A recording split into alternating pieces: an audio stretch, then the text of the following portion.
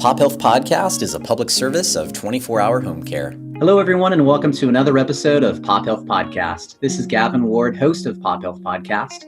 In today's episode, I sat down with Bill Caswell. Now, Bill has had a wonderful 40-year career, the last 16 of which have been with Kaiser Permanente. In today's episode, Bill talks about his love for the Dodgers, including being at the 1988 World Series with the famous Kirk Gibson home run, his love for his kids and wife, but ultimately most of the episode talks about his time at Kaiser Permanente, where he touches on leading a team that includes medical centers, a physicians group, and a health plan, and serving 4.6 million members here in Southern California.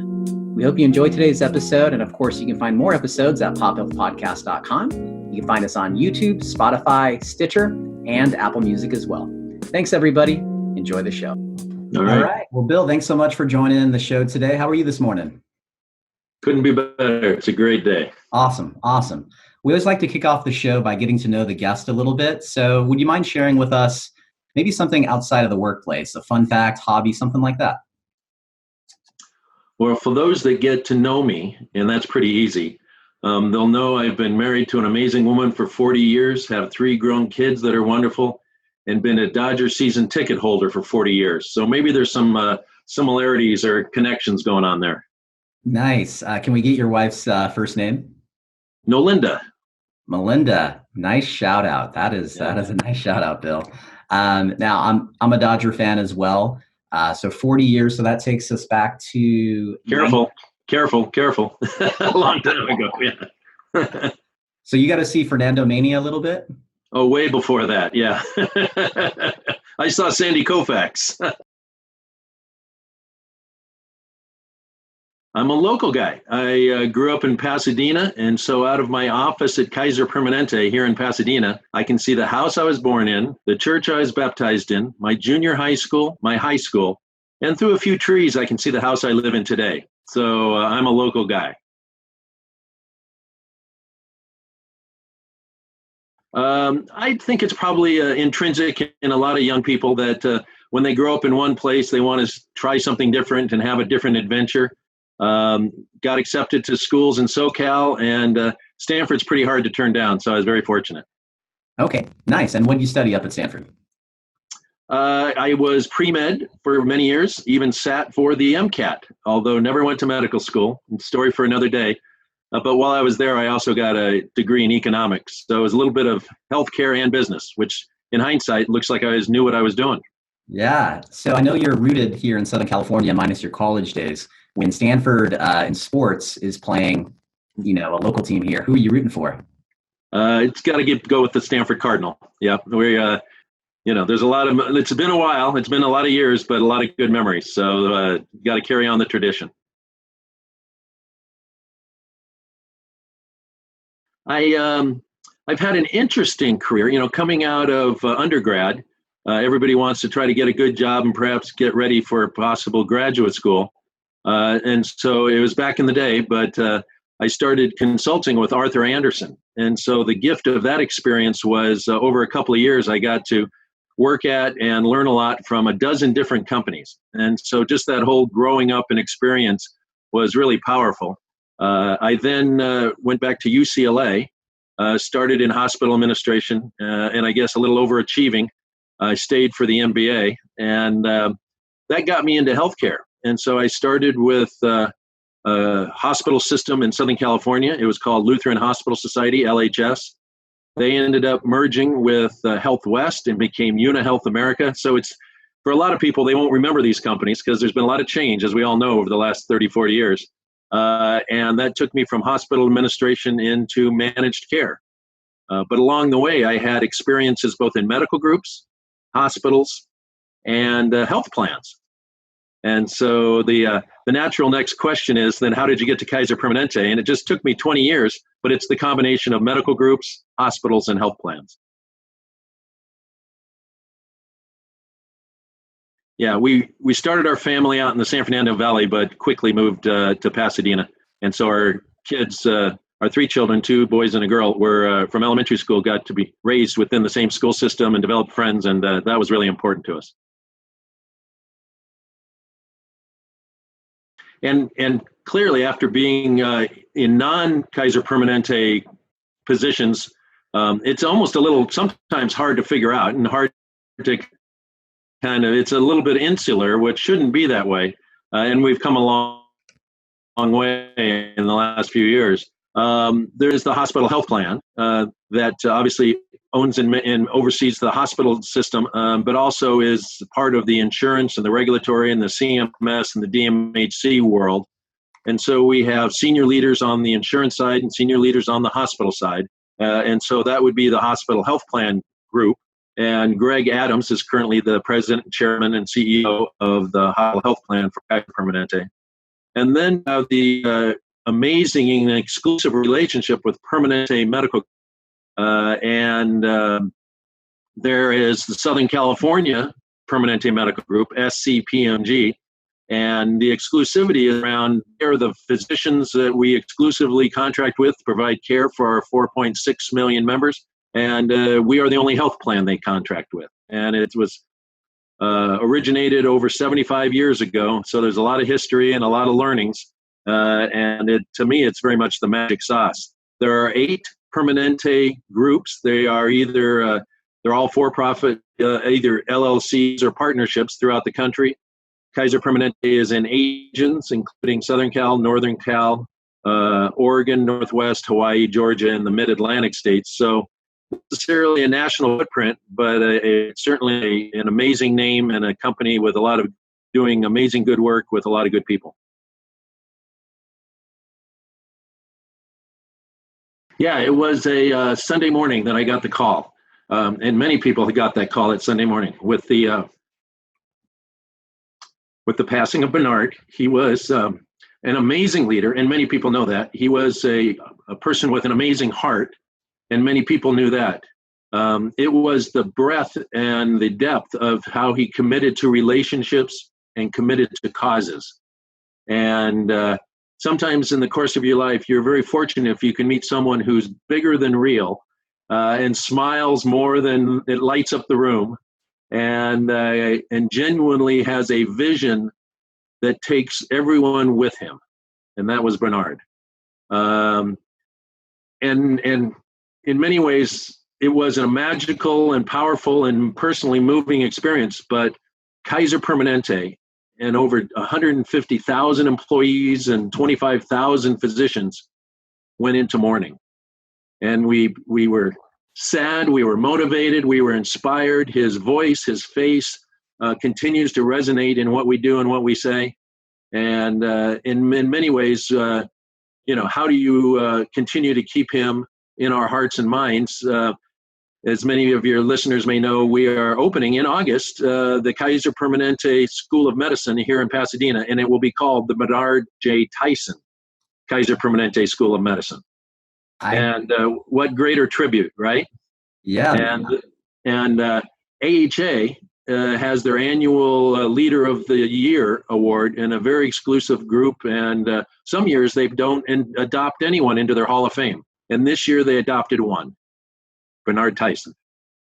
That's awesome, Bill. I did not know that. I've been to the School of Medicine when it was under construction. One of the guests on our show, I'm not sure if you're familiar with, you may know her. Her name is Dr. Maureen Connolly. She's Sure. a Red Sox fan, so that's all right. But that is great. That is really cool, man. I did not know about the naming of the medical school, and I just knew it as the School of Medicine. So that's great. Staying on the subject of leadership, adaptation, challenges is, of course, the current pandemic we're in, COVID-19. We are recording today's episode in the late spring, early summer, mid-June. By the time listeners you hear this, COVID-19 will still be relevant. So, Bill, in your role, can you give us maybe a high-level overview with maybe a story on how Kaiser Permanente has had to adapt, maybe how you were prepared to handle this, or maybe how you weren't so prepared? Yeah, thank you, Gavin, for asking. And I think everybody listening to this podcast will have a story or have an experience, either because of their work or from social relationships or personal relationships, as to how this has impacted their life. Clearly, in my lifetime, and presumably for those that will live way beyond me, we will never see something like this again. I think in general, the healthcare system in the United States was not prepared. There are clearly stories in New York, there are clearly stories in California where projections looked at a pandemic surge that was going to overwhelm any and all capacity that we could even model. And there were a combination of things, and it's really a testament to the leadership, both in the healthcare industry, but of business leaders and political leaders, as to what we needed to do, mobilize and respond in a crisis event that was going to save lives. And so where we are today is very different than 3.5 months ago. There's now plenty of ventilators. We have turned the corner on PPE. We have trained people and created safe environments for air droplets and how we protect both physicians and staff and our visitor policies and all of the things that many of us did not have prepared and didn't have in place. And so all the training, the coordination with labor unions on how we're going to support safety for all workers everywhere. Many, many, many conversations, 24/7 jobs for many months. And so keeping that pace and keeping that vigilance. We have a call every morning on how are we doing? And this is the middle of June, so perhaps this will be a couple of months dated. On the other hand, it's been a couple of weeks since Memorial Day, and since a handful of the social injustice protests have occurred. And our COVID capacity has increased 30% in the last 10 days. So we talked about a second wave, and it's now coming true. Come August, time or later in the year, we'll know, how we're doing. Clearly, and thank goodness, the interventions of social distancing, physical distancing, hand washing, masks, I'll just call it common sense, has flattened the curve. But it hasn't really, we still have not found a solution on how to eradicate it. Many brilliant people are working on immunization. We know there have been hotspots like skilled nursing facilities and senior populations. So many learnings, and we are in a very different place today, but can never let our vigilance down. Yeah, no, well said. Like you said, Bill, this was probably a once in a lifetime thing. People reference the Spanish flu, right? Over 100 years ago. I read a story I think there's a couple people alive who've been through both, but that is truly an outlier. So another thing that's changed or relatively new is your retail clinic strategy, including working alongside Target, or as some listeners might refer to as Target. Tell us about that strategy and how that's going so far. Well, it's a journey that started about 7 or 8 years ago, and it was in partnership with our Southern California Permanente group, Dr. Paul Minardi. And we wanted to explore additional convenient and affordable and quality access points in the market. And we actually did a couple of pilots. A couple were with Walmart. We explored Best Buy. We looked at, what were the venues where our communities would come on a regular basis and that healthcare might be part of what they would bring value to their visit. In a wonderful way, we established a relationship with Target, of which subsequently the pharmacies and the clinics were acquired by CVS. So now it's a three-way relationship. And probably for about 4.5 years now, we have been on a journey in Southern California to open those clinics. There will be 36 clinics by the end of this year. So pretty exciting and very successful. And I think what is really a testament, not only are they delivering quality service and it's tied into our members' electronic medical records, and you can fill scripts 10 feet away at the pharmacy. And so everything around affordability, access, and quality is present. But we broke a few Kaiser Permanente rules. And we said, how about healthcare for all? And so we take Medicare patients, we take Medi-Cal patients, and we have contracts with 3 commercial health plans. And you would say, why would Blue Shield want access to Kaiser Permanente clinics? Well, they're not Kaiser Permanente clinics. They may be staffed by Permanente, but they're truly Target clinics, care provided by Permanente, and the North Star for all of us has been convenience, quality, and affordability. And so it has been a real testament to the leadership in the industry to say, that's what we need, that's what we want. And I think it's been a successful venture for a number of health plans, and certainly for Kaiser Permanente.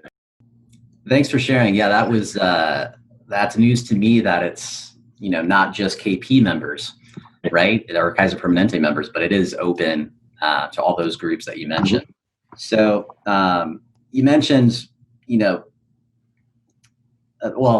big part of Kaiser Permanente's mission is serving the community. We talked about Tyson. I know Kaiser Permanente is working on housing, affordable housing as well, things like that. So tell us a little bit. Actually, I also want to mention the Special Olympics in 2015. Kaiser Permanente was a big part of that, and I was fortunate to play a small role in my day job with the Special Olympics too. So I can make that connection. Can you give us some specifics of how Kaiser Permanente is currently involved in the community? Wow. We're going to need more time than this podcast will allow, Gavin. It is both Kaiser and Permanente. So the Kaiser Permanente family has a very strong social mission and commitment. And our purpose through health and healthcare is to make a difference in the lives of our communities. And I've never been part of an organization, and my history has been fortunate to be part of a number of really meaningful companies. But this company is genuinely has a heart of compassion and caring. And the story, and you brought it up, Special Olympics and the World Games in 2015. I went into the Southern California leadership. Dr. Ben Chu was regional president at the time, and I said, what do you think about us becoming the healthcare partners for the World Games? And he looked at me and he said, why not? I got goosebumps just saying that right now, because Ben said, let's do it. Let's be magic. Let's be special. Let's partner with our physicians. And how can we lean in? And the president of the International Games was Patrick McClanahan, a close friend, and the magic started. And working with all the other healthcare providers in Southern California, looking at how we're going to staff the administrative areas, but all the sports venues. It even transcended into fans in the stands. And there were a number of corporations that invested and committed and participated in a meaningful way. And maybe it is a plug for Special Olympics. If you've ever been able to go to an event, and if you, maybe not these days with COVID, but someday if you ever could get a hug from an athlete, there's nothing more magical. And so it changed the minds and hearts of Kaiser Permanente employees as we go into today. There was an ask for 300 physicians to staff the venues during the World Games. Over 800 physicians volunteered and took personal time. Wow. It changed lives, as you know it does. So that's just one example. We have, you're right, a major commitment into supporting the homeless. Clearly, these are days where Kaiser Permanente is taking a stand and leading and being transformational in what we say and what we do around social injustice and equality for all. Our inclusive voice is loud and going to get louder. There's a number of things we've done around healthy eating and active living. Many people may not know this, but a whole lot of school kids do. We have 1,000 actors that go from elementary school to high school talking about educational theater and the things around what you do when you're 6, 7, 8 years old and the things you might not want to do when you're a 15, 16, 17-year-old. So just trying to, again, be in the community and be a voice of love, but be a voice of health responsibility and making an impact on lives. Awesome, Bill. Great examples. I think, candidly, I hear, and I think we all hear in this world, our company gives back, or this company, loves the community. It's always good to hear the specifics, to see the action. And so I really appreciate the action that you shared and the support there. Gavin, I'm going to connect two things. One, it's around social responsibility, but then also the COVID pandemic.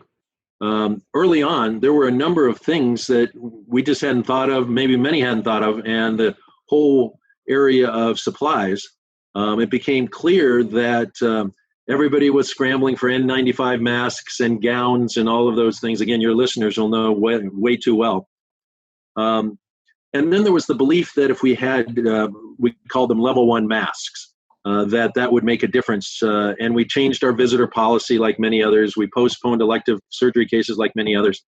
But through the Los Angeles Chamber of Commerce, which Kaiser Permanente and I've been a part of, I made a call to a handful of civic leaders who made a call to a handful of more civic leaders. And within 3 days, we had a dozen companies who had shut down their garment business, transformed that into making masks for Kaiser Permanente and for other healthcare workers. Making masks. We had hundreds of thousands of masks being delivered within 3 weeks. Wow. And you'd say, that's the power of community. And shout out. So, if I started listing names, I would forget one and feel bad. But really amazing business leaders that on Saturdays and Sundays we would talk and they would say, well, what else can we do and how can we help? Kaiser Permanente was a recipient of meals, and as many other hospitals were, in support of the first responders and frontline workers. The drive-bys from the fire departments and the police departments and the helicopter flyovers still give me goosebumps. And so, yes, we're all in this together. It was pretty wonderful and still is pretty wonderful. That is awesome, Bill. So were these, I guess a lot of them may be small businesses, donating all their times and supplies? Were you guys helping sustain them? Like, can you maybe share on that? That's a good question.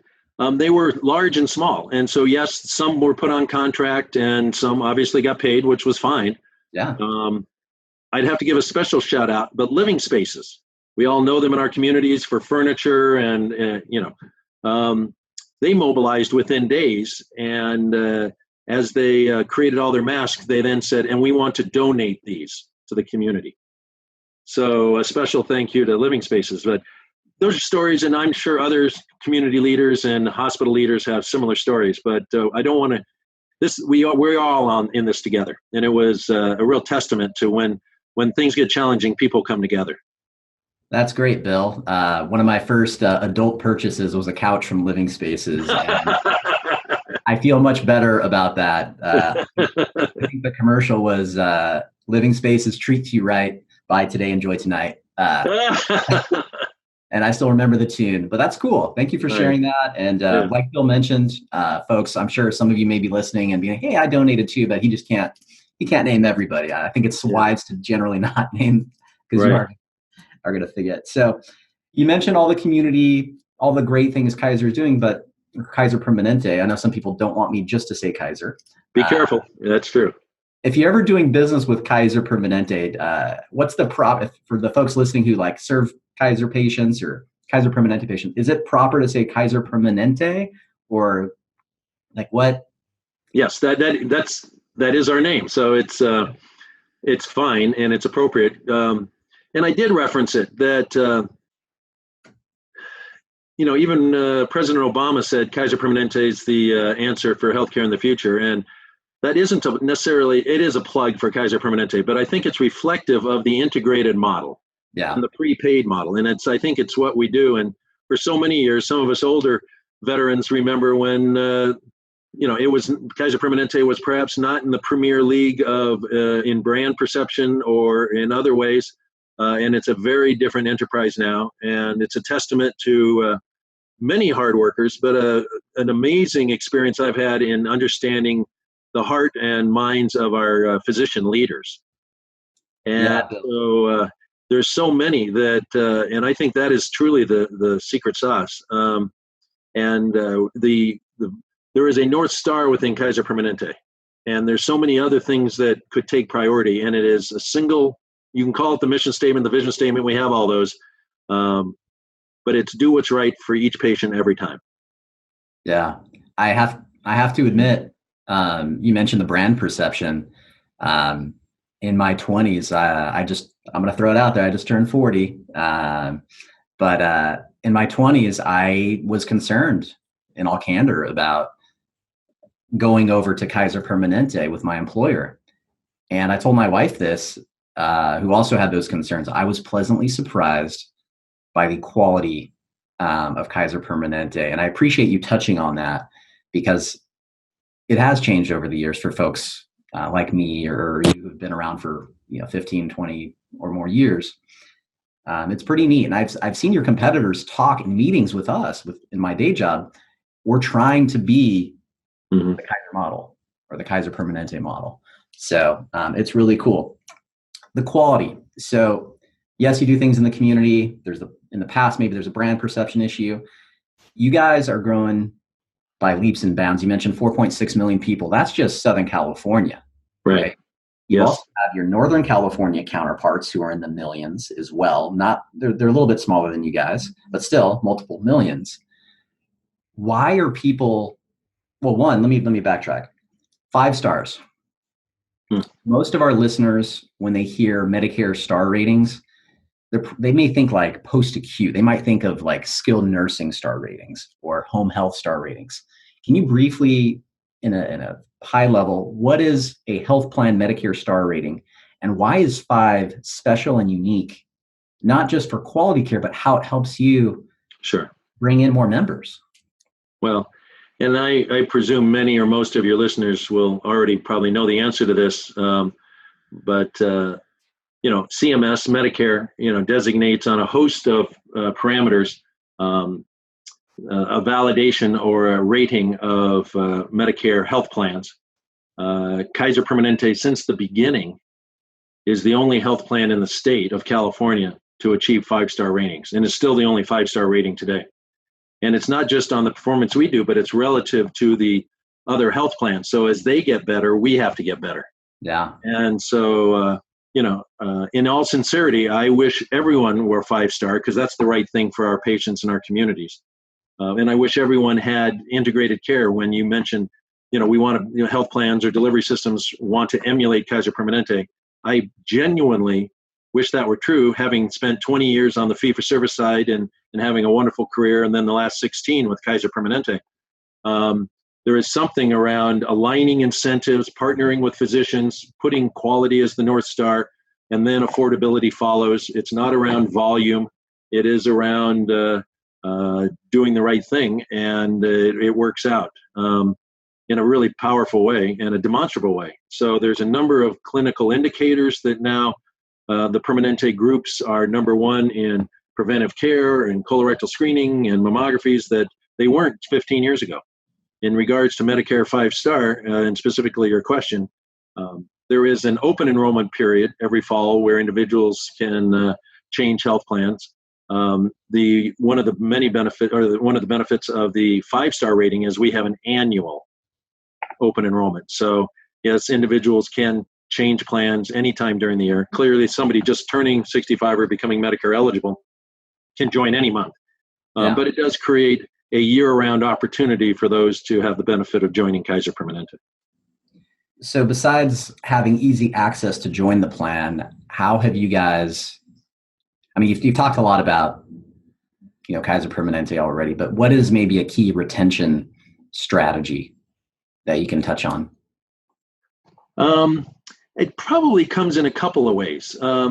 There are those that are already Medicare seniors that as they establish a relationship with their physician and whether it's through pharmacy or clinical support or maybe an actual hospitalization or nursing home, I think they understand that we manage and care for the whole continuum. So wherever you are, whenever you are, even out of California or out of the country, we are with you. So it's that peace of mind, I think, that is really powerful in a really personalized way. Another really obvious but important part of our care delivery system is that there's a lot of commercial members or those that are working that age into Medicare. And so whether it's at 64 and a half or those that work a little longer and it might be 67, 8 or 69, there is a lot of discussion and opportunity to transition the commercial members into Medicare. And so our strategy is both to appeal to the new, but also to retain those that are already in the family. Awesome, Bill. Well, that's a lot of good information, good specific examples you've given in today's episode. Bill, how do folks learn more if they're interested in potentially being a KP member Is it kaiserpermanente.com or? .org, kp.org. They're clearly independent brokers, but we do a lot of direct sales. We are in all business lines. So whether you're a Medicare senior or an individual in covered California or Medi-Cal or in a commercial group, small, large, jumbo, national. And that's really another really interesting dynamic and part of the Kaiser Permanente, because we are there wherever you are in your stage of life. And so there may be times when you're working for a large employer, you move somewhere or the situation changes and you end up with a small employer, or you might become independent and have an individual or family policy through Covered California. And there's always the ability, other than the insurance coverage, to stay with the delivery system. And so that's what you opened with. There's parts of Kaiser Permanente. There is the coverage and then the care. And so being able to align those, combine those, and make it seamless for individuals and employer groups is really special. Awesome. And I do want to give a special shout out here at the end. So my day job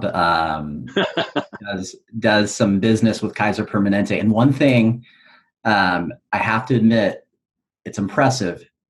KP, at least, so we're a vendor, right? KP actually pays us quickly and on time. Good.